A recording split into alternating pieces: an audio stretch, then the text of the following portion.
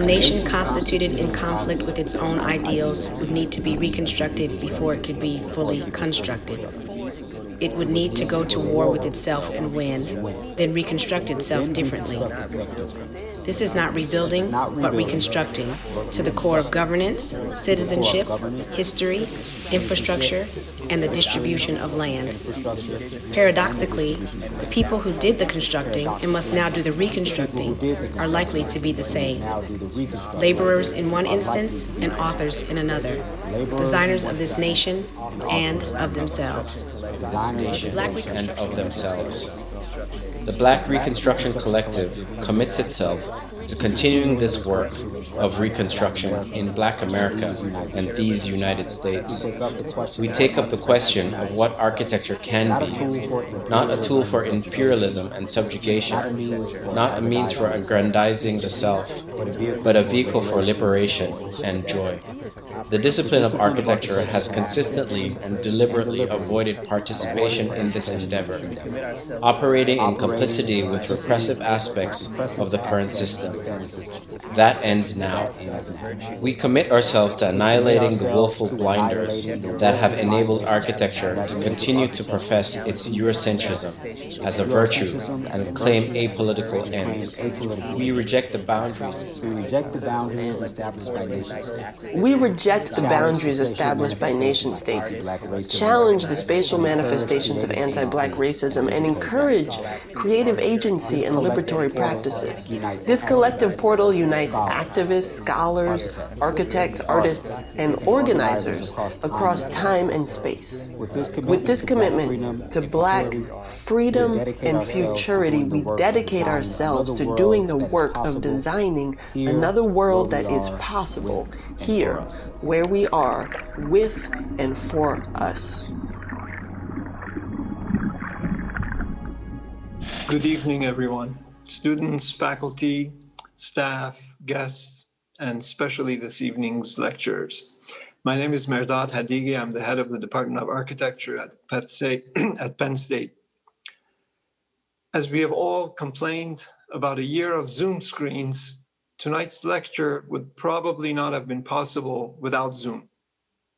Our guests, 10 amazing architects and artists known as Black Reconstruction Collective, are joining us from all around the country, and we can see them lecture together on the same screen. We're grateful for the collective to have joined us, and most importantly, for their work in bringing into clearing our collective histories and shedding light on the hidden structures that have shaped them. I'm pleased that we've been able to host the Black Reconstruction Collective while their exhibition at MoMA is still ongoing, which will give many of you a chance to see it before it closes at the end of May. On a personal note, I'm happy to welcome friends and colleagues and be introduced to new ones. It is my pleasure to ask my colleague, Professor Patricia Cooke, to introduce our guests. Patricia. Good evening, and thank you, Mehrdad. My name is Patricia Cooke, and I'm the director of the Stuckeman School of Architecture and Landscape Architecture here at Penn State. And it's my pleasure to welcome the Black Reconstruction Collective to our university and to our school, and further to offer congratulations on the current exhibition at MoMA. For tonight, I'd like to offer a type of scaffolding as an introduction, a way through a history, a way of connecting events, dots and lines. I'll begin with the institution we all know and respect, MoMA, which is the site of your exhibition. Many may not know, but the idea for the Museum of Modern Art was the brainchild of Abby Rockefeller and two of her friends. Abby's husband, John Rockefeller, is considered the wealthiest American of all time and the richest person in modern history. The Museum of Modern Art opened its doors to the public in 1929, a few days after the stock market crashed, an unlikely time for a public museum. However, collections and collecting, whether art or the plant and animal species from all over the world, were the pastime of many wealthy Americans. Many private museum collections are at the heart of the public museums we love today. Abby Rockefeller's son, Nelson, served as president of MoMA's Board of Trustees, and to this day, the Rockefellers continue to have a presence on the museum board, which has also included, from its inception, many CEOs of major businesses and corporations across America, businessmen like John Rockefeller. MoMA, the Museum of Modern Art, is credited with introducing modern art and modern design to America, not only from the museum site itself, but also through the products and promotions of businesses that were represented in the museum's Board of Trustees. In 1930, a year after the museum opened, a young man named Philip Johnson joined the architecture department of MoMA and arranged for visits by architects Gropius and Le Corbusier and negotiated the first American commission for Mies van der Rohe. Johnson is also credited with the first exhibition on modern architecture at MoMA that was published in the book International Style, Modern Architecture Since 1922, a text that played an important, if not pivotal, role in introducing modern architecture to the American public. After leaving MoMA, Johnson briefly dabbled in journalism and politics, traveling in Germany and Poland, and was a well-known Nazi sympathizer. When the rise of the Nazis in Germany forced the architects Marcel Breuer and Mies van der Rohe to leave Germany, it was Johnson who helped arrange for them to come to the United States.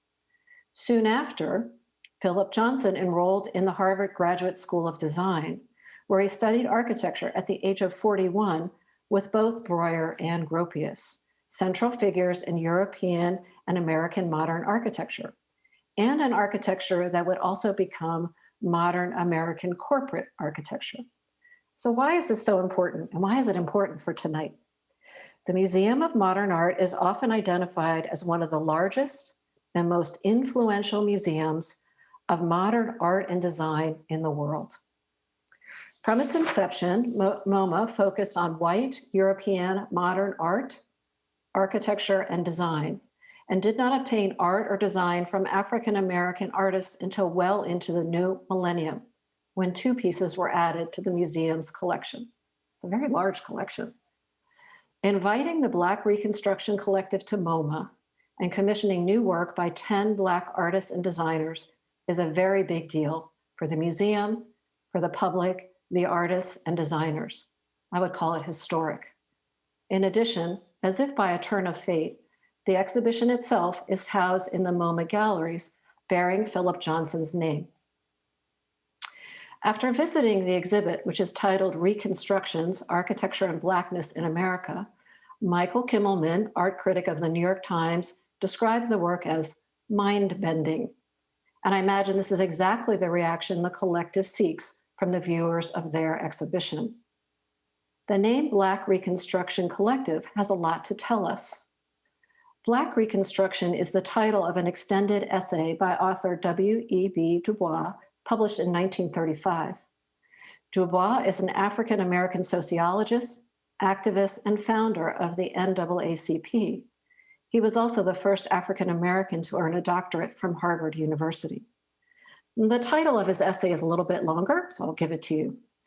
Black Reconstruction in America, an essay toward a history of the part which Black folk played in an attempt to reconstruct democracy in America, 1860 to 1880.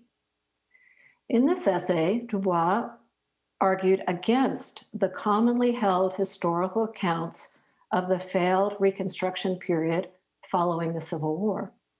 He did this by bringing to light the role and agency of Blacks during the Civil War and the period of Reconstruction, and by framing this period as a time of promise for a worker-ruled democracy and the efforts to replace the elite plantation-ruled slave economy. The economy can also be characterized as the capitalist economy benefiting the wealthy elite through the exploitation of labor from the poor and enslaved. This is an economic model that has found time and time again in American history. and is the economic model that supported the great industrialists like John Rockefeller. Since its publication, Dubois' Black Reconstruction has influenced and galvanized activists in the United States and is considered a foundational text of revisionist African-American historiography. Dubois' lessons from Black Reconstruction are as important today as they were for the post-Civil War period of Reconstruction. And they are: forging a true democracy requires combating both racism and the degradations of capitalism. These are issues that continue to structure and define our modern society. And as a result, they are also deeply embedded in our built environment, our landscapes, and forms of media and communication in ways that are often difficult for us to see, to really see. It is with this recognition, the scaffolding of an invisible history, that it is my honor to introduce the Black Reconstruction Collective and Stuckeman School faculty member, Professor Felecia Davis.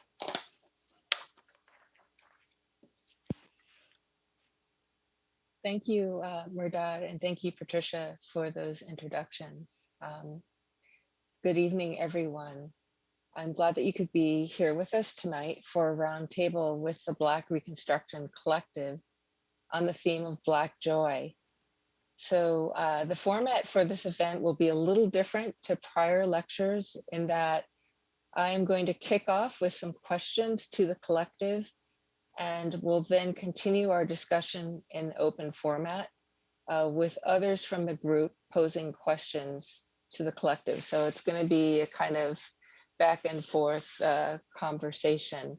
And probably in this conversation, as with all things in the collective, we'll start in the middle.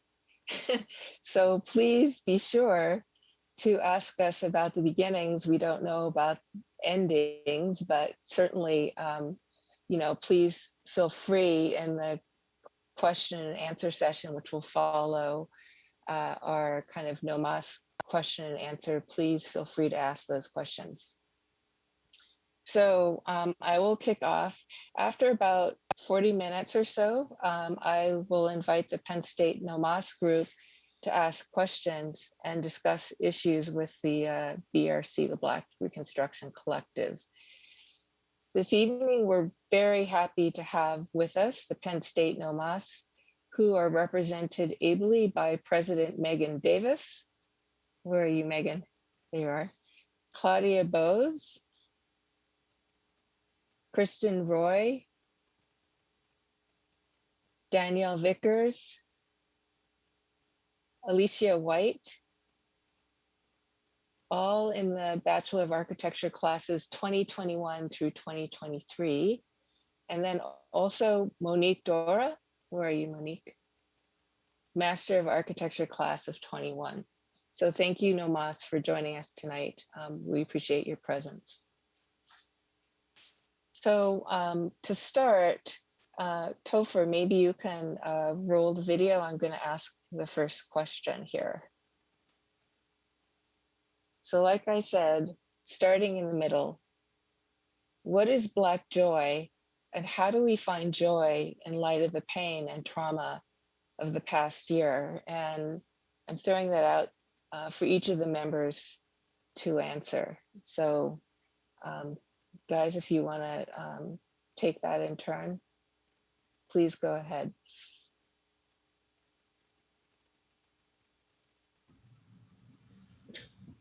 Hi, Felecia. Well, maybe I'll start. And let me just start off by saying it's on behalf of the BRC, it's really a pleasure to be here tonight. That's on the one hand, it's I think a straightforward question, what is Black joy? On the other hand, perhaps not so straightforward, particularly in light of the last year and a half, the death of Breonna Taylor, of George Floyd. We have the murder of Ahmaud Arbery, and so many others. And to think about joy in light of that seems to be perhaps a contradiction. But I think we could define Black joy as as a practice of resistance, in the way in which, in spite of that pain, in spite of that trauma, ways in which Black people have been able to revel, if you will, in Blackness, and to still be able to, I suppose, as my grandmother would say, shout, even when you're hurting. And so for me, that's what Black joy is, and and thinking about how do we, use this time as productive, if you will, in terms of making that it's not nihilistic because of the pain and trauma, but it's about production and about self-care. I would also add to that by saying that that there's joy in the work itself. When all of this was happening, we had already received all these commissions and were quite deep in our work, even though we had some delays with COVID and so forth.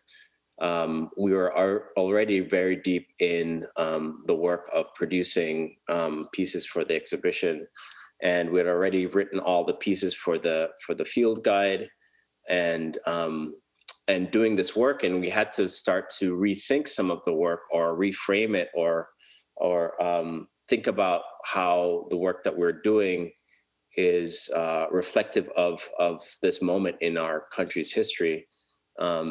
And even at some point, later on, having meetings with the curators, or not the curators, the chief curator of the museum, while the Capitol was being stormed.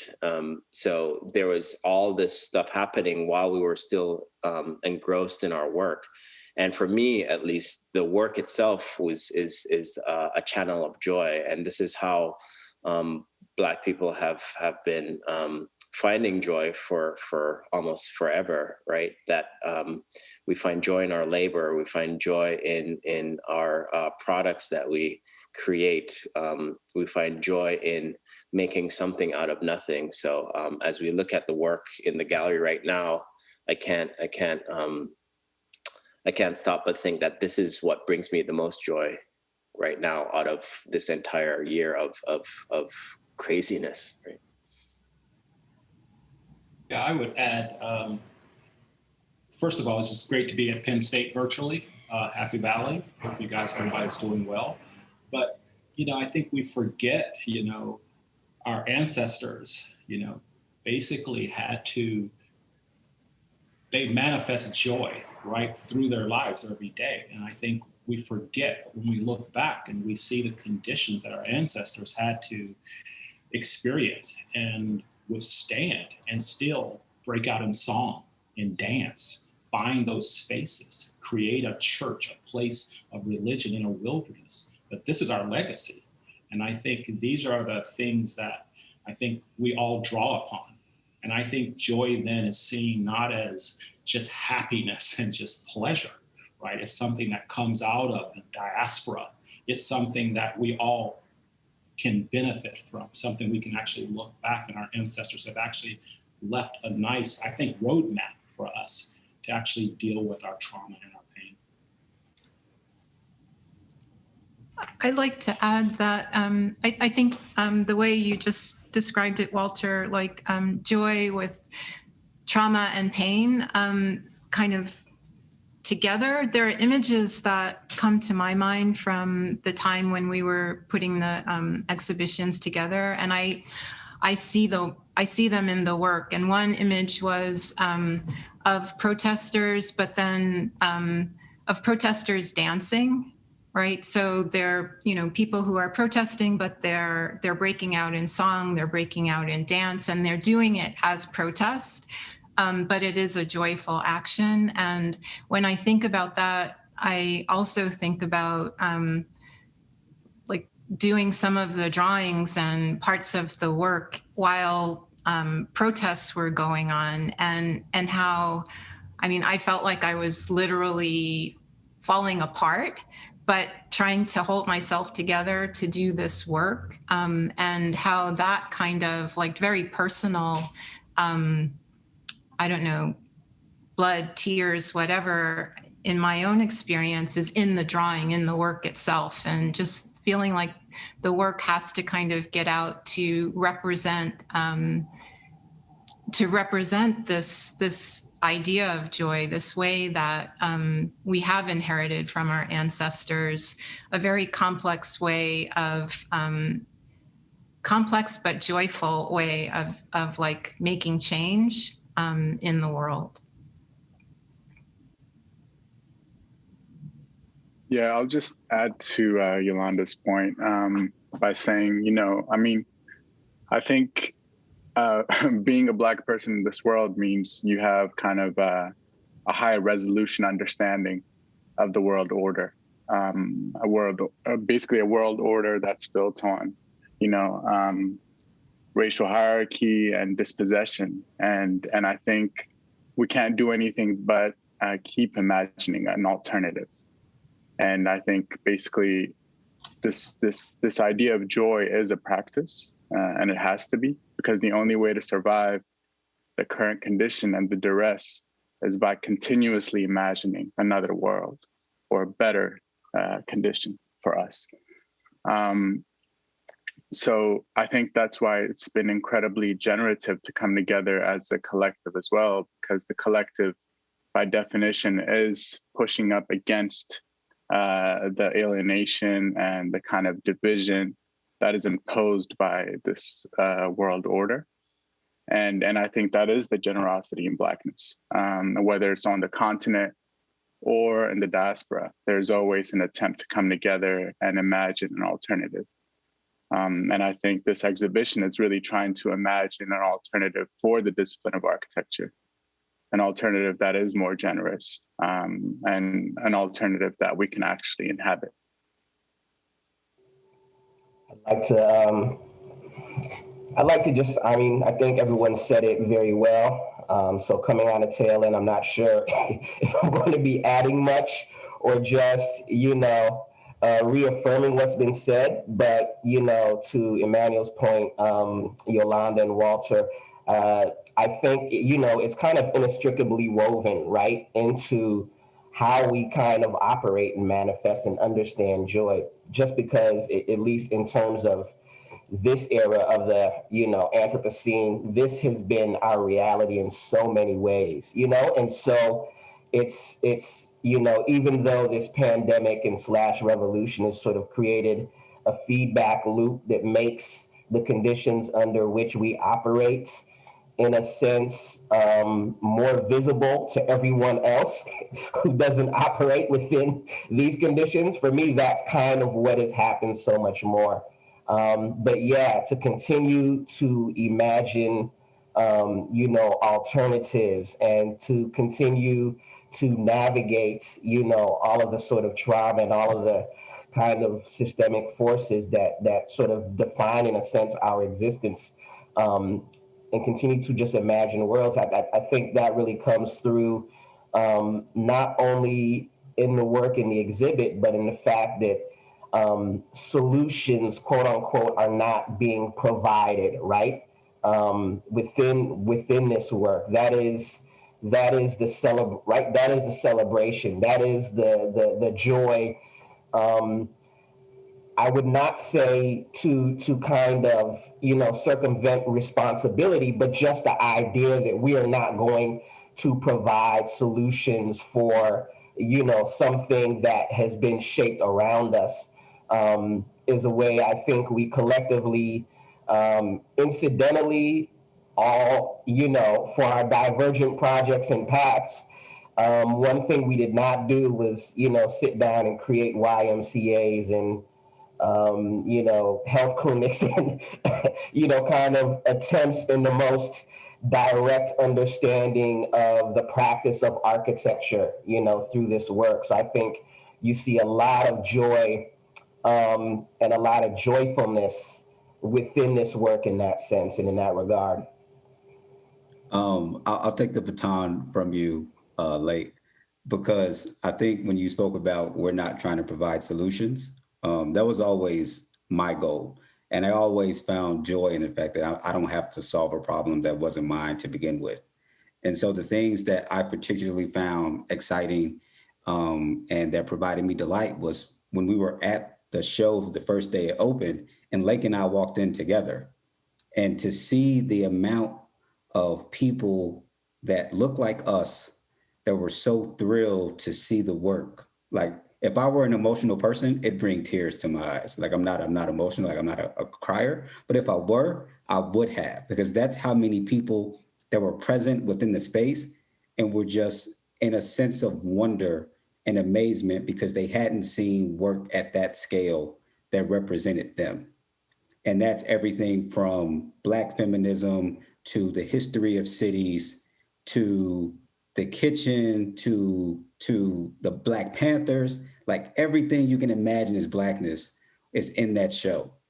And the best tweet that I saw within the first week of the show being open was a woman that said, and she's not an architect, not in the architecture or urban design discipline, said very candidly, I was worried when I saw that MoMA was doing an all Black show that it wouldn't be Black enough.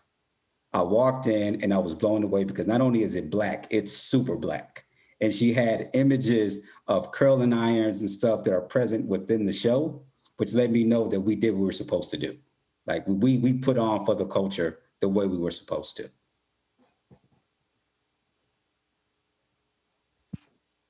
Yeah, thank you so much for that, everyone. As you were speaking, I was going to ask everybody if you could elaborate on something that you just touched on, Germane, and also Yolande had touched on specifically, like what in the work do you see about Black joy? How do you see Black joy emergent in the work? And not all the works are about joy. Simply, in fact, the making of the work, as Sekou was talking about, the making of the work itself is joyous, right? So some of the works are speaking to that. But can you talk a little bit about, maybe it's not in your own work, but you've seen it in, somebody else's work. Can you speak to how you're seeing joy in other people's work or your own work? I mean, Mitch's work is on the screen right now, and just those figures, those women that she had describing the concept of Republica in her videos was incredibly joyful for me to watch, and you could tell that these women were embodying joy in a certain way.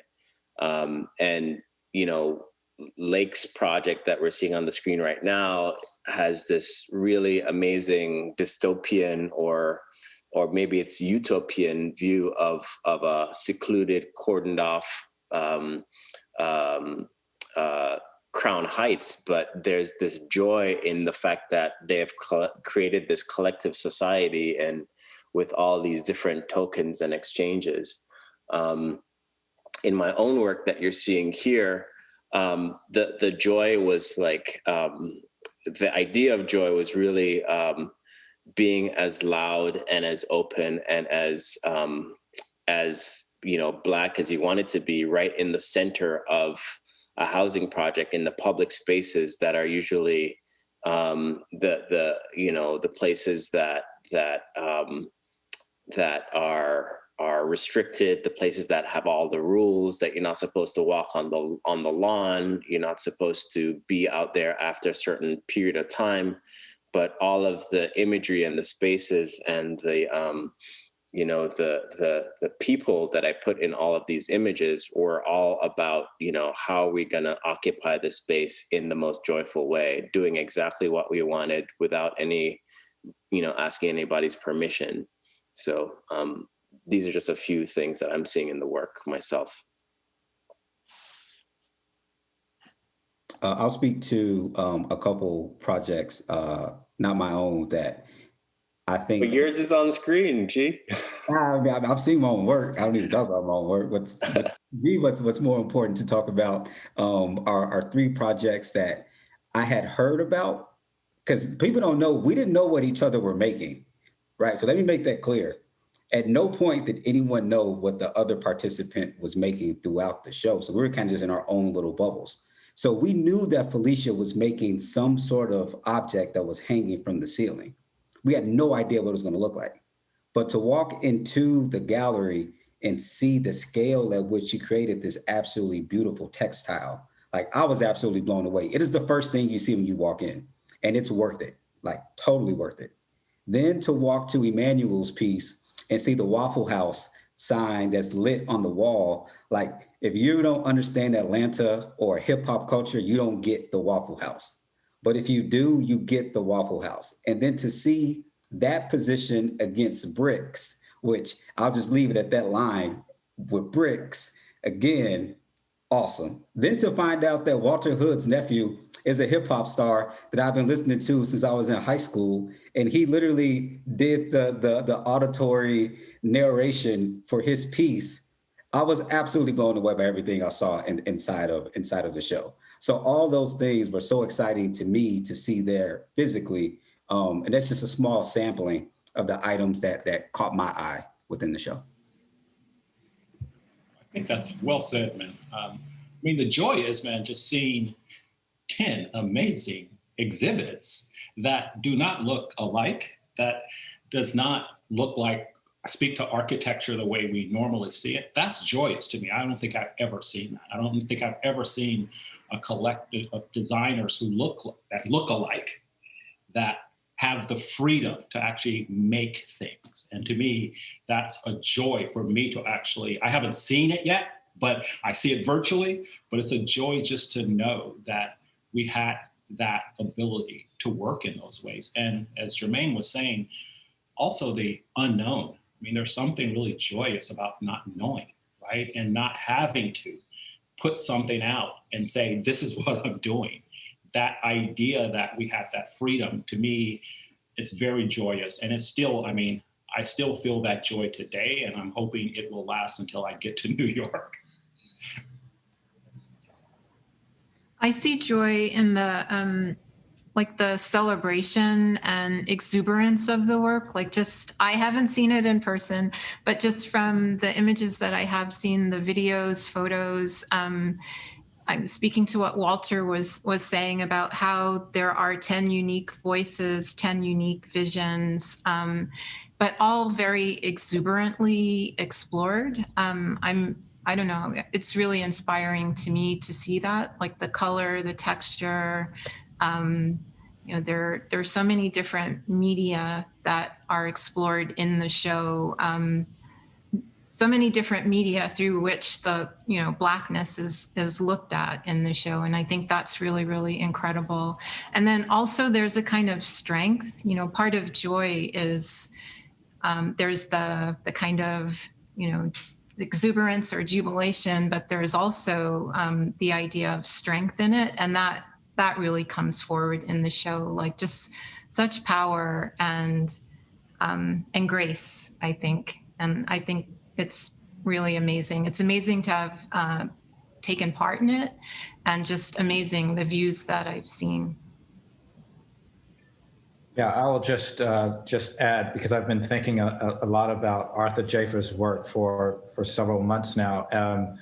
You know, AJ said, and I want to make sure that I get this right, that, you know, Black people learn how to make art, how to make culture in free fall.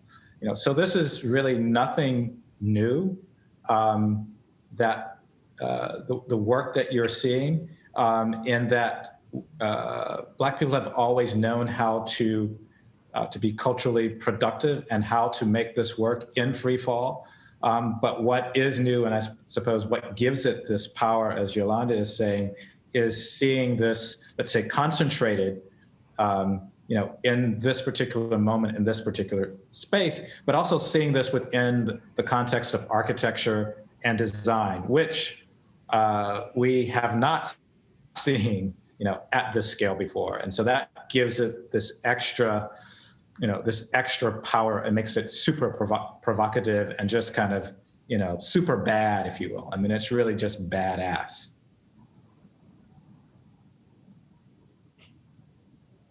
So I have a question on, was someone else going to speak? Now, I have a question for you, Yolande. Felecia. Okay.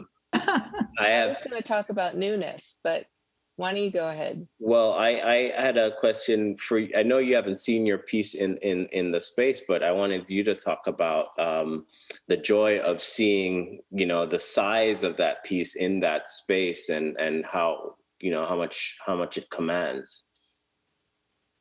When I saw pictures that Germane sent back that day and you sent back that day, I was somewhat shocked because you never, even though we had drawn a lot of models of things in digital modeling, et cetera, and we're in control of dimensions, you still don't understand the impact of something until it's actually there in the space and there's people walking around it when it becomes alive. And so that was, I am an emotional person, Germane.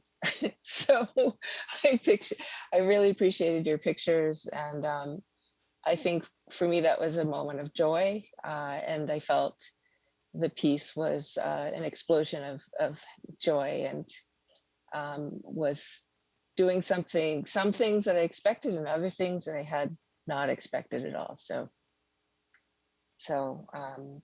I think in terms of this idea of joy, in the piece that we did, which I should mention was done with a team of students here at Penn State, I was joyous completing it. Everybody ended up well because we were working in times of COVID, with socially distanced and masks on, and that was intense. It was really intense working for a really long time and having to get permission up the chain to the provost to work in the building. It was really, like you say, working in free fall. You just keep pushing through and keep imagining what the end could be like and hope that it would be like that. But otherwise, in no way are you assured that it's all going to end up okay. So I was really thrilled to see the pictures. I'll tell you, it looks amazing. Like the pictures don't do it justice. It really doesn't. The amount of area that it takes up, both intellectually and physically, and then it's positioned right next to Mario's work, which is equally as robust.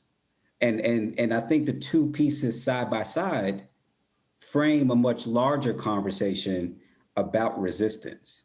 And then if you slightly turn over your right shoulder, you're completely in Yolanda's world. And so like I want to give some acknowledgement to the curatorial team and their vision in framing our works, because the coolest thing about the exhibition is seeing someone else's work through your own, because everyone's vantage points lead you to another person's project. And seeing that is both overwhelming emotionally and mentally, because you never think of these things as tandem, considering we never spoke about them to each other at all. But to see them in that space is amazing. And I'd like to say one thing before we jump to the next question. I forgot this other thing that gives me a lot of joy. Sekou had someone sit on his steps in the show. So there were literal security guards there who were freaking out because you're not supposed to touch artwork in the MoMA. Like, you just don't do that. And Sekou's telling the guy, don't worry about it. This is mine. It's okay. He can do this. And you're watching this couple sit on the stoop and take photographs. Like, I don't know if that's ever been done in MoMA before in an architecture exhibition. I'm willing to bet it's the first time that that's happened. And these are the things that make me happy when I'm in the space. I wonder, Germane, if they're going to use those spices on the spice rack in your piece. I'm scared of those things growing legs and walking away. Like, I sent extra spices because people keep going, like, they get very close. And I kind of get worried that they're going to just snatch one off one day. But there's only so many that I actually have. I mean, they're actual spices. So someone could go home and cook with them immediately. Yeah, it looks like it. I wonder if someone would take the tops off of those spices and fill the air of that gallery with all those smells, right? Could be really amazing. So, yeah. Sorry, I was just going to add, I mean, an overall comment. I was there when it was incomplete, so I was there maybe about 5 days before they finished installing everything. So I saw everything in process. And to me, what's really powerful about the 10 pieces is that none of them really try to explain themselves. And I feel like there's this attitude in this show where it's kind of like, if you know, you know. And, you know, I never had to translate what the bricks meant to Germane. He knew what they meant. And I think you could say the same thing about almost every piece in this show. And I think there's something really powerful about that, you know, like kind of this resistance to having to explain Blackness and just saying, okay, you either inhabit this space and you understand or embody this kind of condition, or you don't. And I think there's something really, really strong about that. And at least to me, that's where the power resides. And also going to this image, both Felicia's and Mario's pieces were up when I was there, and Yolanda's was kind of coming together, and Amanda's was already suspended. And I just felt like there was something between all those pieces where, you know, Felicia's piece is obviously suspended, but if you blink, Mario's piece also looks like it's floating, or that it's almost about to take off. And when you turn the corner, Amanda's spaceship has already taken off. And I feel like there's something really incredible about that movement. And when you look at this kind of incredible form extrusion of Yolande, it almost seems as if there's an aspect to it that's not physical, that's embedded within the object that I want to inhabit, you know? But anyways, I'm rambling. I'm just trying to say, like, that there are things I feel like I don't understand, but I feel about these objects in the show. And hopefully there will be some really intelligent people that can, you know, assemble these thoughts and make something out of it. And Felecia, I just want us also to acknowledge the work of David Hart that's included in the show, and people will see, I guess, coming up here, the large video screen at the end of the gallery, which was situated as a kind of, not commentary, but in dialogue with the 10 works, you know, to help situate a dialogue about I'm not sure if David would use the word intersectionality, but the complexities of social, cultural, and economic entanglements, if you will, in terms of architecture and Blackness. And so I think it's really, you know, a pleasure, you know, to have David in that space and be in conversation with us. Yeah, thank you for that, Mario. I think that David's work really does add a different dimension to understanding all the other works that are in the gallery. So one of the questions I wanted to ask everyone has to do with newness. And it's a tough question. Maybe we can answer it here tonight in dialogue, but maybe it's something that we take away. So we'll see how this goes. So Sean Anderson and Mabel Wilson as curators asked us artists to consider how might processes of unbuilding racism reveal an uncertain but promising equity and revaluation of Black life. And so I would like, you know, us to just think about what are some of the discoveries of this work. You know, have we answered this question? What do we take away, and what is the kind of new knowledge of this work? And I know it's a heavy question, but maybe we can start to talk about it here. And then I know there are going to be plenty of other meetings when we can return to this.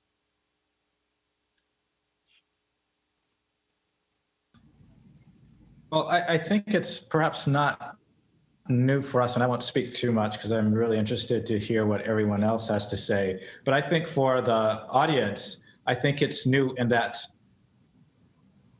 this is a show that's not about abjection.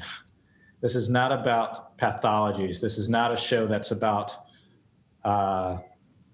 Blackness as poverty, Blackness as, the things that one associates with inner city. And I have to say I was a little bit miffed by, and I don't remember who the writer was or the exact magazine, but the article about the show, which came out maybe a day or so after the show, maybe it was a few days after, it started, the first paragraph mentioned Pruitt-Igoe.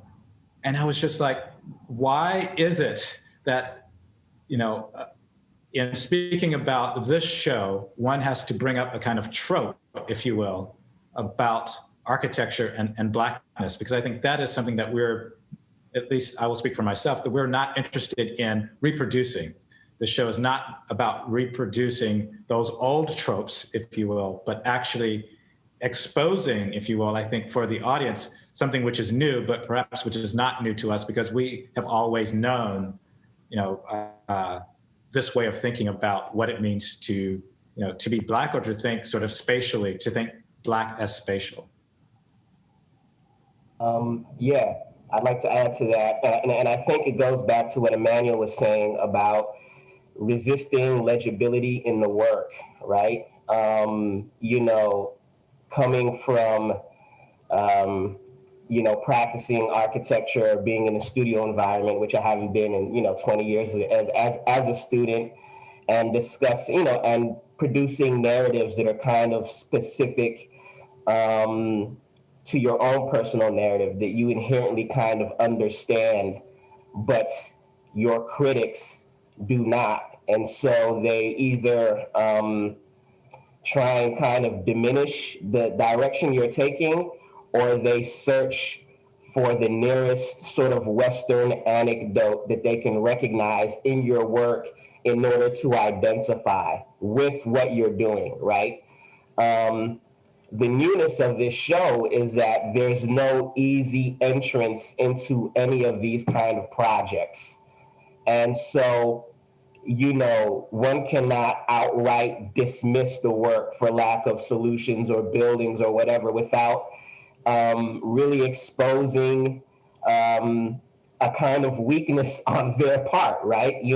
And that comes through with I think, to the point that Yolande said, in that all of the variety of media that was deployed in creating all of this work. We're operating in video, in these, suspended installations, in these, sculptural maquettes that, abstract buildings or particular ideologies that think of protest and archive while simultaneously sort of projecting into the future. There's so many beautiful, varied things going on in this work. And the newness is that it's not, it doesn't, again, play into the tropes of Blackness and architecture. It doesn't play into how architecture is understood in kind of the broader general public.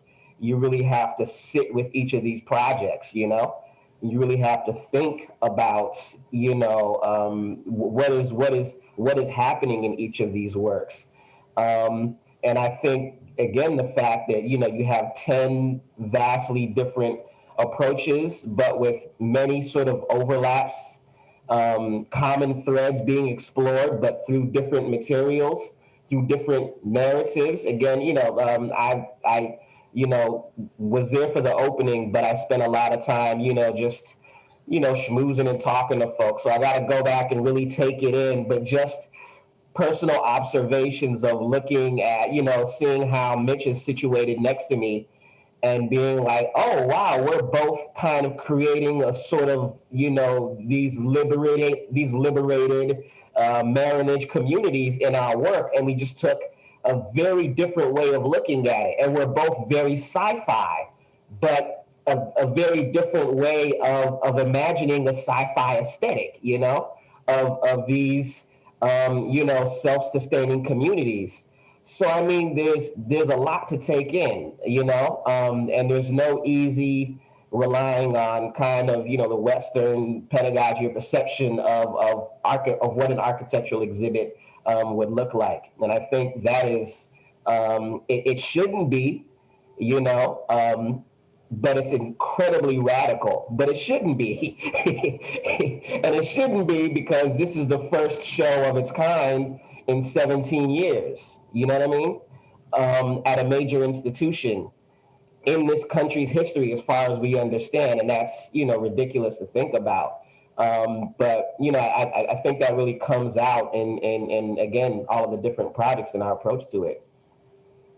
I want to jump on that because, like you said the word archive, and it really got me excited because I think like one way to think about the show is that it's an archive of strategies for addressing issues that have to do with Black space. And like so often, there's this kind of binary where if you're dealing with social issues, the work is somehow lesser.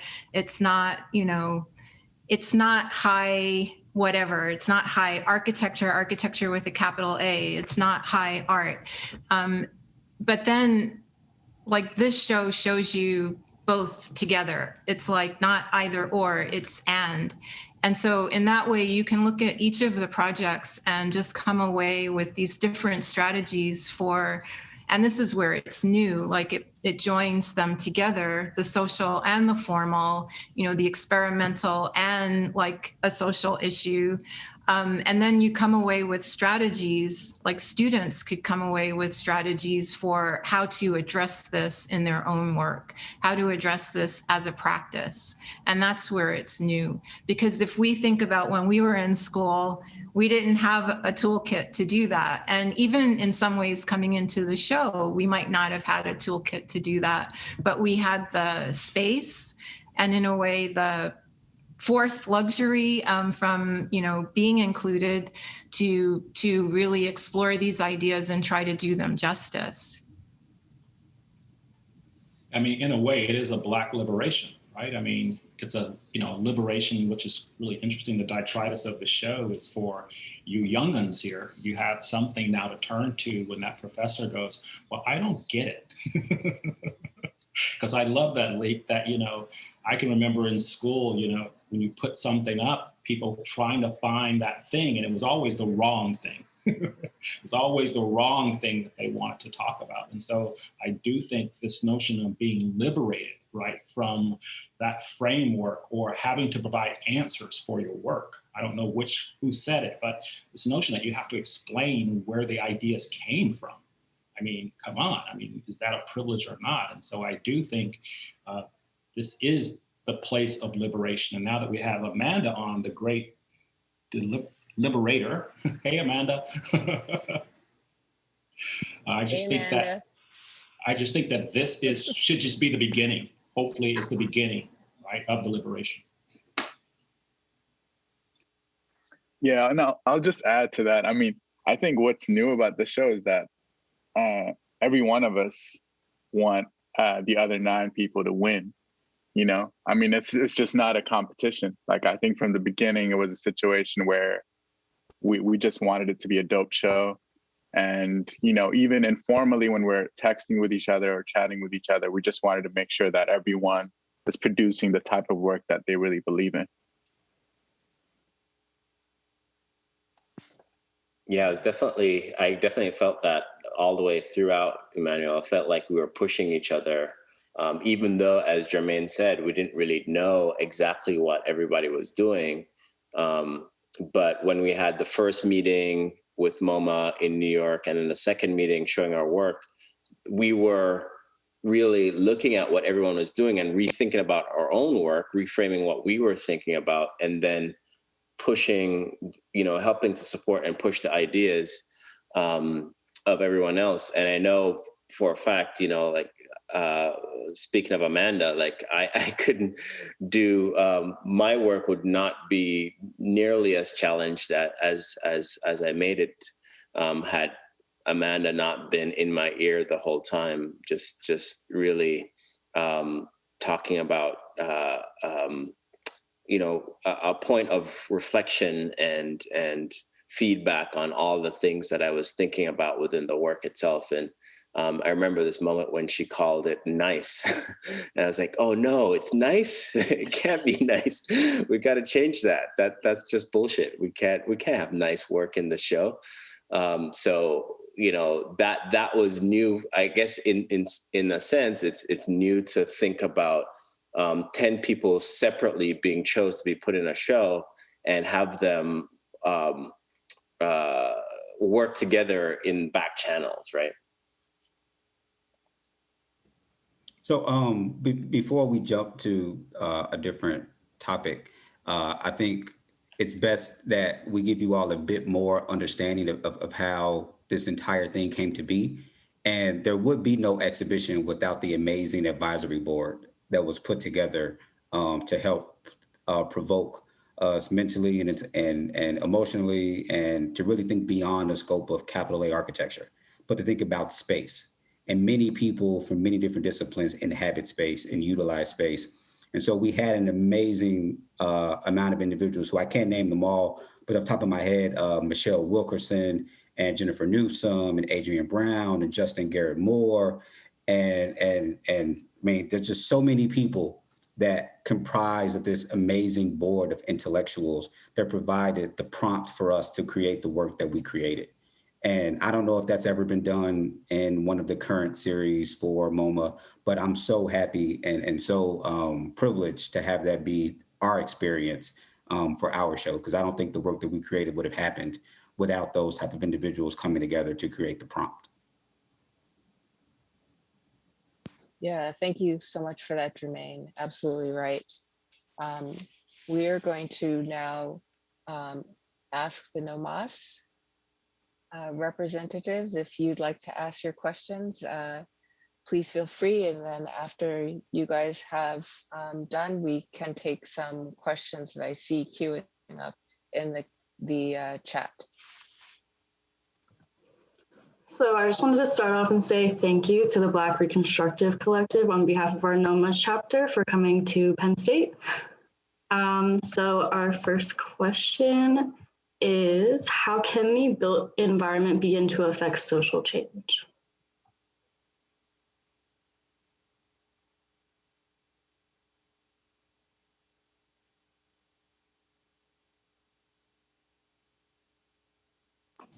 I'm going to jump in and say, so I don't think there's a begin. I think it always has. So I think for us, the exhibition hopefully gives you guys a lot of entrees into exactly how you want to unpack that. So it's already doing it. So it's really a question of helping you see how that happens, right? Develop a literacy for that, and then decide how you want to then interface with that, whether you have a new discovery or whether those lanes make sense to you.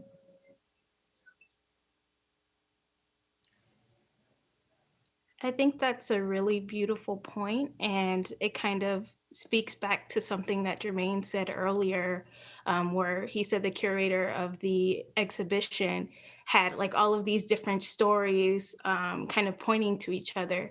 And I think that speaks a lot to the fact that there are a lot of different Black histories, right? And so how do we make sure that all of those are spoken to and highlighted within our history and pointed to? So I really respect that point.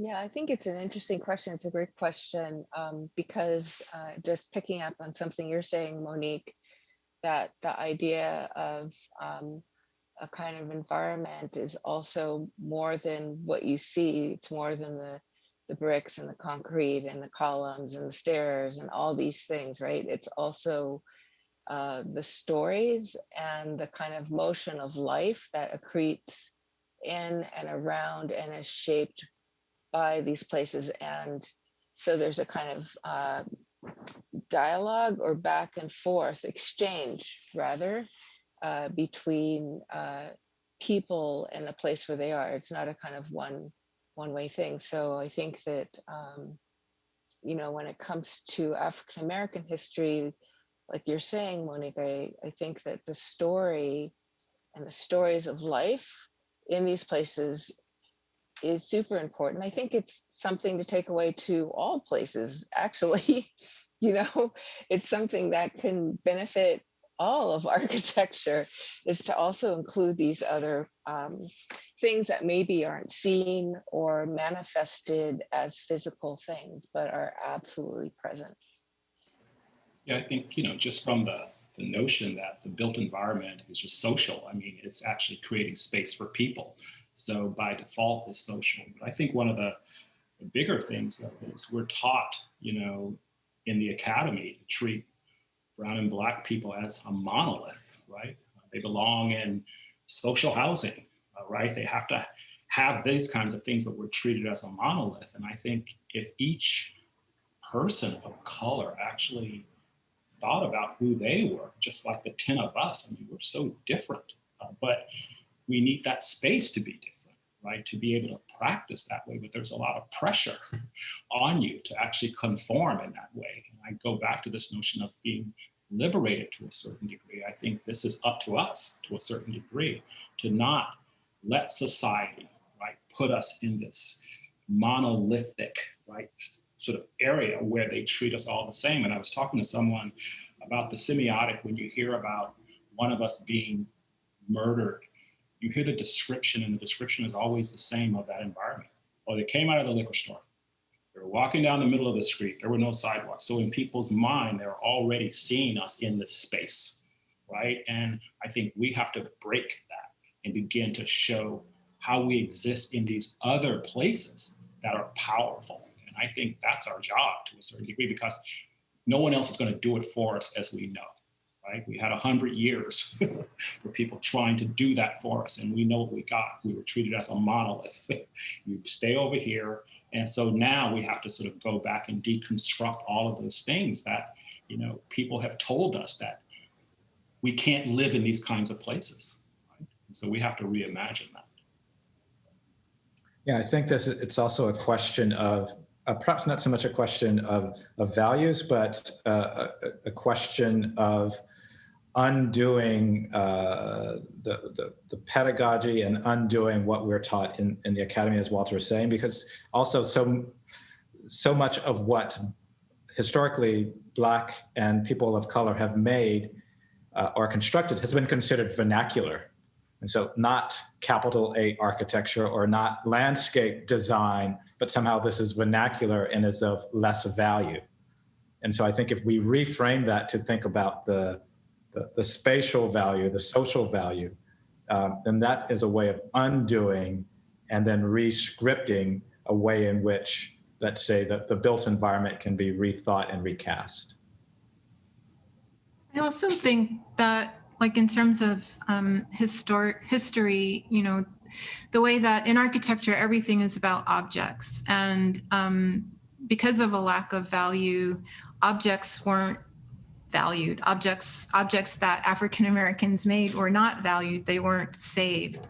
And so there's a kind of need to rethink how we value traces, how we actually project histories, the need to kind of unearth acts of resistance in the past that we aren't really taught about, like spatial resistance in the past, like the like growth of Black towns after emancipation, for example, and Black town building, and that includes maroon communities, but there were acts of Black town building, and some of those towns still exist. And it's not a history that we learned about.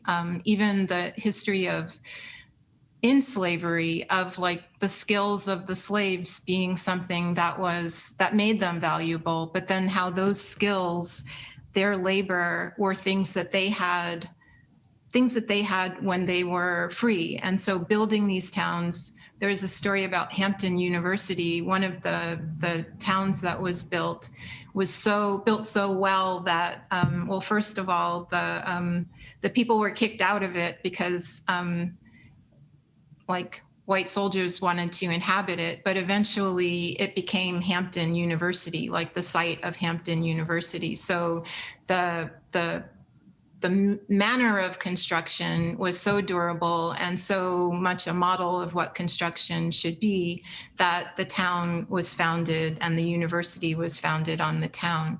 And so I think those histories are things that, while they're not new, they actually enable new actions and just understanding the agency of our ancestors. We're not taught the agency of our ancestors, but when one does look back, you see it. You can find traces of their agency, and I think that's something that we can build new things out of, that we can find new strengths out of.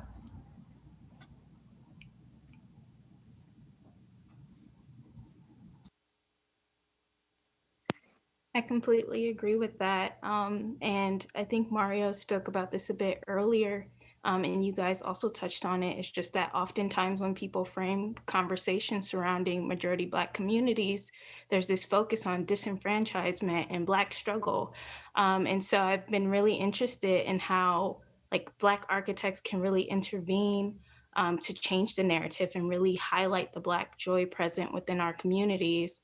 And if there is a way to alter this narrative without directly pointing to the marginalization of our communities or causing gentrification in turn as we're trying to reconstruct our narratives. So I think the show itself is a start to that. A few of us have alluded to our experiences in school, and a lot of it has been that maybe 20 years ago, maybe 10 years ago, maybe it's still happening now, but that when you're doing work that is culturally specific, work that's about your own identity, and it doesn't fit into some pre-established Western canon, then it's not valued, right? It's no good. And you're pressured to change that, and you're pressured to reformulate and rethink the type of work you're doing to then adapt and accommodate the institutions that you're learning from. And what's important about this show and the work that we all do individually is that it's laying a really important foundation for a whole generation of students and practitioners who are learning architecture and want to express their own cultural identity in that work. And any kind of pushback about that from any institution, white, Black, or other, will be immediately debunked, because there is real academic knowledge that this can now be built on.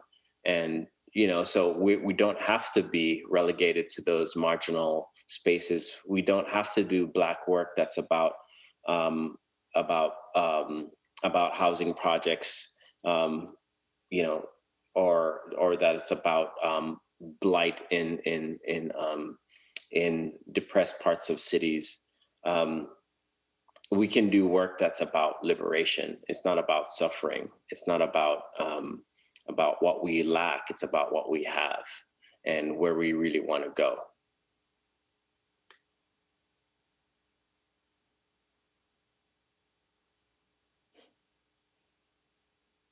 I actually think that the issue is, it's not like a binary. It's like, it's it might be what we lack, but it's about what we have despite what we lack. Making something out of very little. That's about lack, but it's also about resourcefulness and resilience and ingenuity and creativity. And I think that's what's unique and really, really of value in the Black experience, like we were talking about earlier, but then also as a way of as a mode of praxis and as something that can be, of use to everyone. Yeah, and I think, go ahead. Sorry. No, I was just going to toss in also just to think about the theme for tonight, also of joy. I think for me, and I'm mixing responses to like 3 or 4 questions. So for me, the work that we've done is both liberatory and sets a stage for histories, various stories and various histories. But also this opens the door for you all to make joyful work. Like, not that you don't have to continue to look at the threads that we've started to create, but I think it's really important that we start to look at our brothers and sisters in different creative disciplines, whether that's music or film or visual arts. You know, Derek Adams has a beautiful show up right now in Chicago that's about leisure. And it's these pool floaties. And the whole series is about Black people taking vacations in the summer, which is also really part of our history. So also, I think just an encouragement, at least for me, to lean into Black satire, humor. Like, there's a huge amount of humor in all the work that I do, and only other Black people laugh at it because everybody's so concerned about, you know, gentrification. It's like, yes, that is all right there, but there's also a piece of land floating.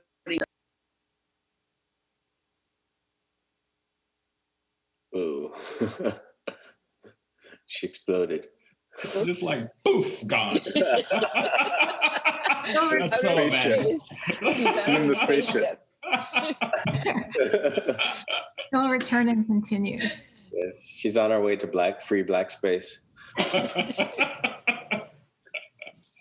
Emanuel, you had something. Oh, I mean, I think Amanda took it elsewhere, which is maybe more interesting. I was just going to speak a little bit about metrics and, you know, what metrics are we using when we speak about abundance or lack? And I think part of what the show is trying to do is dismantle the metrics that are typically superimposed on our lives and really trying to think of other ways of measuring abundance. But yeah, I feel like the other conversation was more interesting. Well, while we're waiting, I would just add, you know, this idea of the academy. I guess I'm less interested in how the work is received at the academy. I think I'm looking forward to the work being received by the public, right? And I think this is our work to get our public, those people who look like us, to see that work is powerful and that they could be part of that it's not something that, oh, it's just a Black show. I still want my White House, but that, you know, our lives are validated to a certain degree, and that our lives are diverse, and that there are these other ways to live, these other ways to be. And I do think that this is just the beginning. I don't think 10 projects is going to do that. I mean, it's the beginning of that palimpsest of building enough images, enough language, enough for everyone to kind of see the power. Can I jump in there? Because Walter, totally agree with you in that the work is about the public and how the public receives the work. I'll share an anecdote. One of the collages that I produced for the show really tries to showcase the spectrum of Blackness that we're speaking about, that we're not a monolith, that Monique referenced before, right? That we're not all the same. And so I found this beautiful image of these various shades of Black bodies, and then superimposed those with some historic architectural gems within Miami. And the woman that actually curated that show happened to go to MoMA and saw the collage in the show. And the next thing I saw was Twitter and Instagram going crazy with her saying, look, Ma, we made it to the MoMA. Us Black women made it to the MoMA. And they literally started linking Jay-Z lyrics, like put some colored women in the MoMA from the Picasso Baby song. And the first thing I thought was, exactly, people get this. Like, I don't care if capital A architecture doesn't get it. The fact that a Black woman who came into the museum of her own volition, saw her work in the show through a collage that inspired me is, like, to me, the greatest reward that I can get out of this. And so to see that, and all of her friends who were in the piece talk about how they're also in the MoMA. So now all of them are going and taking their friends to take pictures of themselves in the space. I think that's what speaks to what we're saying about this is much bigger than the academy, the profession, way bigger than anything they can imagine. And to be frank, I think that scares a lot of people because we're taking that power back, and we're basically saying we don't need your approval for this to be successful, because we know that the people who we're doing it for will deem it successful. Whether you do or not, I'm less concerned with. And I kind of just want to feed off of that a little bit, and this idea of just trying to validate ourselves, or just knowing that we're validated, and other groups of people trying to validate our history. So I've been researching projects lately where non-Black people kind of profit off of the idea of preserving and documenting Black culture and resiliency, right? And so they justify their ideas of architectural reconstruction by marketing our history as part of the narrative. So how do we prevent non-Blacks from marketing Black culture in general for their own capitalistic gain? And is there a way for non-Blacks to respectfully portray our stories within the redevelopment of urban environments?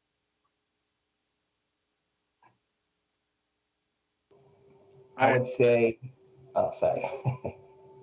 I would say, I mean, I think, in a way, it's part of, one of the things with the sort of the driving force of the BRC, right?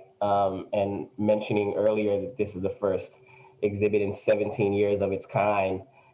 Closing that gap means kind of developing platforms, you know what I mean? And a way to not covet these platforms, which we have tended to do, which we all do. I'm very happy to be in a moment exhibit. On the one hand. On the other hand, I simultaneously don't want to wait for a moment exhibit. You know what I mean? Don't want to wait for a moment exhibit. Don't want the moment exhibit to validate this show. Want this work to live beyond. It kind of reminds me of this summer. This exercise sort of blew up where, I think a bunch of Black photographers were creating their own Vogue covers, and in a way kind of generating just more free content and ideation for Vogue. You know what I mean? Why are we sweating Vogue? It comes to a certain point where we kind of understand that we are providing content for these platforms, and how they've, approached us is to say, come here and we will amplify your message. But, within simply the age within we are right now, where kind of social media reigns supreme.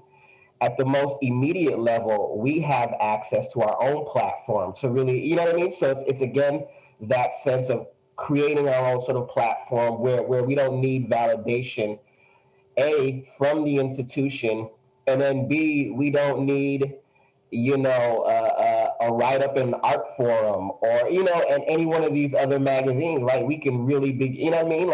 And as we have done, and again, the exploitation will come. It's part of the machine. It's not going to end anytime soon, right? That's what happened with hip hop. You know what I mean? So if we say we're kind of at this inception point of a kind of architecture that's outside of understanding, outside of that capital A architecture, there will be exploiting. You know what I mean? There will be a huge desire to kind of exploit it and kind of,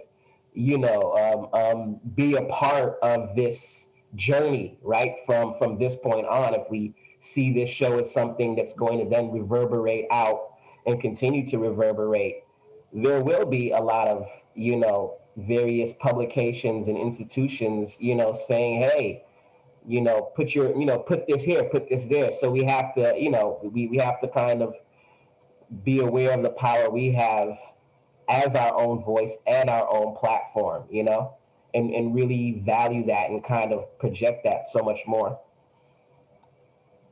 I think, Lake hits on a really good point there, that it's probably a lot more about establishing and creating our own institutions than worrying about stopping other institutions. I think we've transitioned from the point of trying to get inside, get our foot inside these institutions, the existing institutions, and to now creating our own institutions. But I don't think there's any requirement or it's necessary at all to spend any energy on stopping anyone else from co-opting the things that we do, because that's always going to happen, right? You know, people gonna imitate, right? People are gonna try to consume, and that's been a practice in white culture for hundreds of years, that they adapt and they adopt the products of their colonized, right? You know, British people didn't just start drinking tea on their own, right? You know, Italians didn't just start making pasta by themselves. These are things that they assumed from other cultures. So we're not going to, like, it makes no sense for us to spend any of our energy trying to stop other people from imitating the things that we do, because they can't ever take it away from us, especially if we establish what we need to do by ourselves, right? And for ourselves.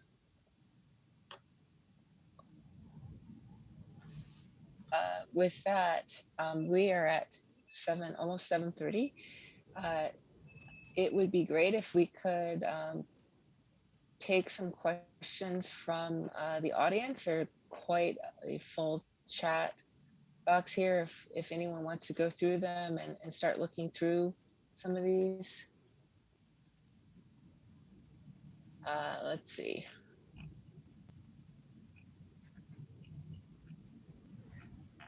There's one question about the fact that we worked separately, and like, would we, if we had the opportunity, you know, would we work together on a singular project instead of making multiple projects? We are working on a singular project. It's called the Black Reconstruction Collective. And I think that's the decision we made. You know, we'll be doing two things in parallel. We'll be producing objects for the gallery, and we'll be producing our own institution, which is the Black Reconstruction Collective. Yeah. Some of these questions are pretty simple. The person that asked, is there any discussions from MoMA to keep the show up longer? You got to ask MoMA that. We can't answer that. Send your email, right? Yeah, like I don't know. We can't answer that. The next one that asks, how do we change the future of exhibitions and pieces shown in MoMA? Do we hope that ours can? I think Sekou already answered that. We're not trying to make these institutions anything they're not. We're just trying to be fly on our own. Number three, the excitement at seeing each other's works and stuff. Not everyone's seen the show yet, so ask that again once everybody has been able to go see the show, and then I'll come back and I'll write you an email, let you know what the answer was. And the other one, because some of these questions are directed just to Walter, because Walter's our rock star. So the ones that are to the other one that's to us is about the work being seen as a set of futurisms or a series of transformational speculations. I think is a great question, Professor Miller. I think you get a grand scope of things from many different individuals. Some are futuristic proposals, like say Lake and Mitch. Others are rewritings of history, which is also Mitch's. Some are sort of archival studies of protests in history, like say Yolande or Mario.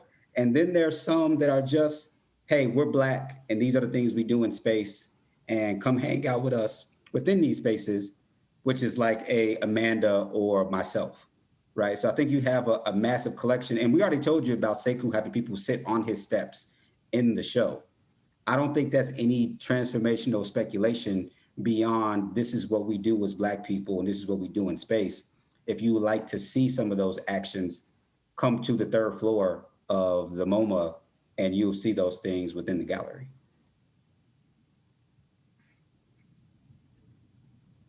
Thanks, Germane. That was fairly efficient. We knocked out all the questions. There's one for Walter. There was one about free fall. Yes, there is one about free fall that is pretty interesting at the top. That's for Mario. That's too smart for me. I'll let Mario. Well, I would like Mario to define it, and then I think once he defines it, we can talk about it. Can someone find that question and read it? They said they didn't really want to define it. Mario said something that I find very poetic. Black people have always learned to make work in free fall. Can someone provide examples of free fall without explaining it? I think the without explaining it is, you mentioned free fall without explaining it. That's easy. We're in free fall right now. Black folks are in free fall. I'm going to find this article. There's a great article about this guy about Black people taking flight. And that also ties, I know that Mario and some of his 5-minute interventions we made last time had pulled from, I think, the end of Song of Solomon. Was that what it was, Mario? You pulled from some Toni Morrison, which also has a beautiful quote. I'm gonna run and find this article and put it in the chat, because it's just great talking about it tied together like African folklore, about Black people jumping during the Middle Passage, taking flight, and flight as freedom. Free fall is this condition where once you're like reaching a stasis, if you really think about it literally, like you jump out of a plane and you just fly, like at some point there's not an acceleration anymore. Like you've hit a point, and so that it's not going to end well. But there's also like this liberation in that moment, right? Because you're not resisting any longer. So these are all kind of poetic kind of analogies that you can make to free fall. But to Walter's point, we're constantly in a state of emergency. So for me, that's the use of the emergency blanket in my piece, this kind of metaphor of like, we can never really, really talk about being free and liberated because we constantly are surviving. So where's the thrival or that tipping point?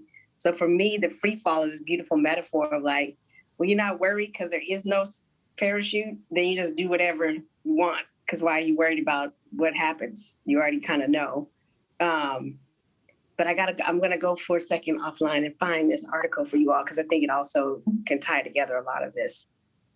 Well, that's beautiful, because I mean, life is a tragedy, right? I mean, we know how it's going to end, but we still want to live it anyway, right? But I want to live it on my own terms. And for a long time, we couldn't live it on our own terms, but it's kind of a freedom in a way. The free fall is a freedom because, again, we know how it ends.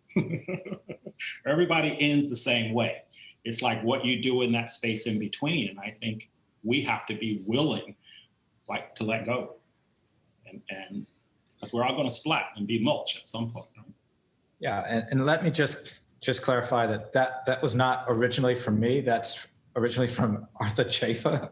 So if anyone knows AJ, or if AJ is watching, I'm paraphrasing AJ, but I will say, going back to Song of Solomon and Toni Morrison, that because Toni Morrison actually begins Song of Solomon with someone jumping, right? With the free fall. So it's also a beginning. It's not necessarily the end. It is a liberation and maybe, the beginning of something. And then Morrison also closes with, the ancestor having, in the kind of tradition of African folklore, having flown back to Africa. I think it's Milkman says, my granddaddy just flew his black ass back to Africa. He knew how to fly, and that's, that was a liberation. So that was into the unknown. And I think that's what AJ was saying, is that we've been able to be productive even in this condition of the unknown.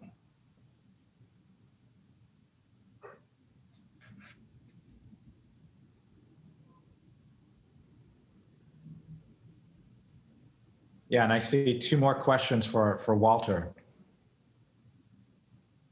Do you want to read them out? Only Walter questions from now.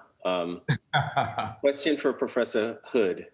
I was really impressed by the minimalist geometric design of the structures in your piece, and observed that these forms distinctly remind me of the generic patterns used in ancient colonial African art and attire.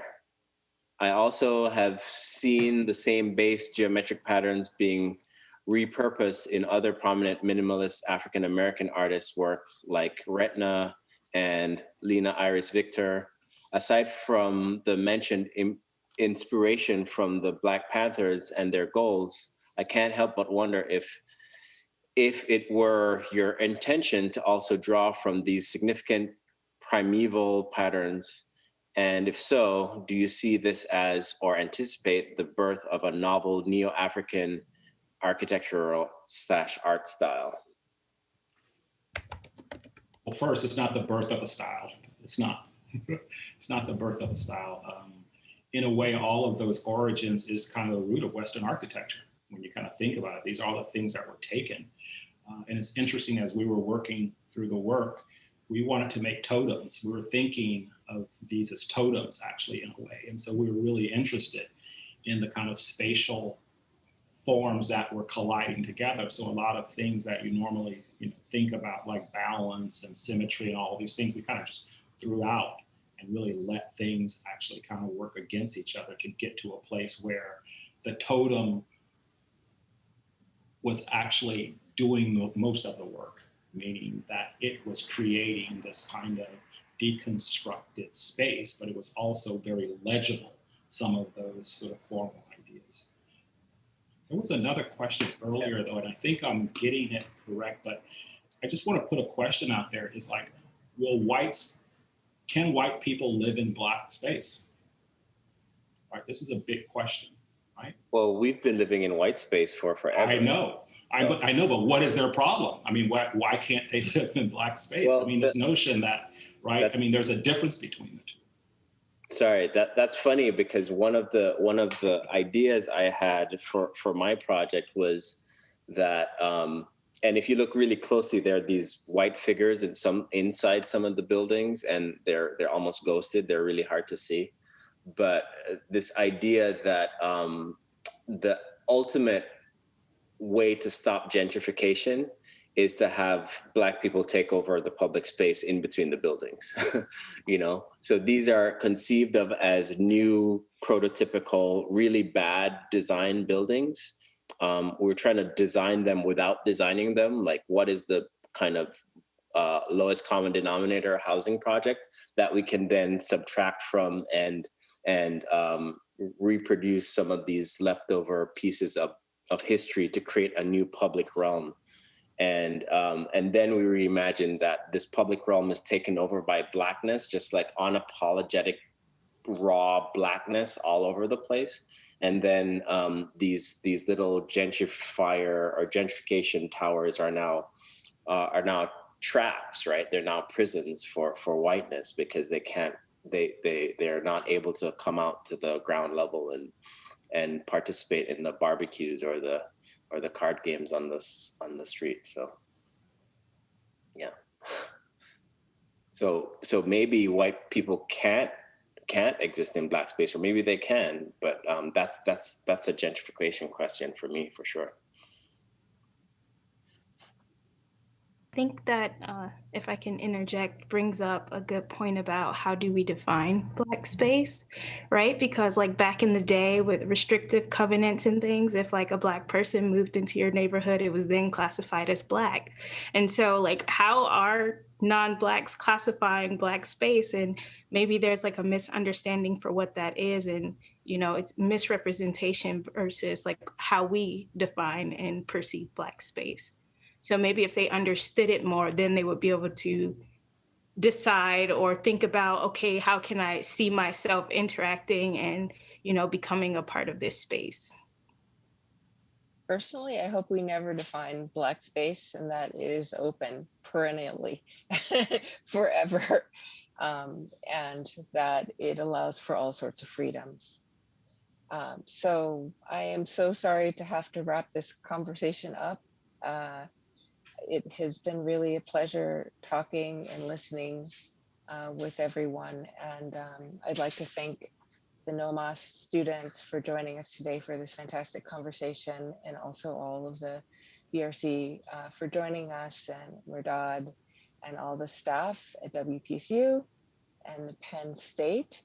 And before we go, I'd like to leave you with this. I'd like to share a poem by Sun Ra with you as a kind of wrap up to close. So, imagination is a carpet upon which we may soar to distant lands and climes, and even go beyond the moon, to any planet in the sky, if we came from nowhere here, why can't we go somewhere there? So thank you very much for joining us, and good evening.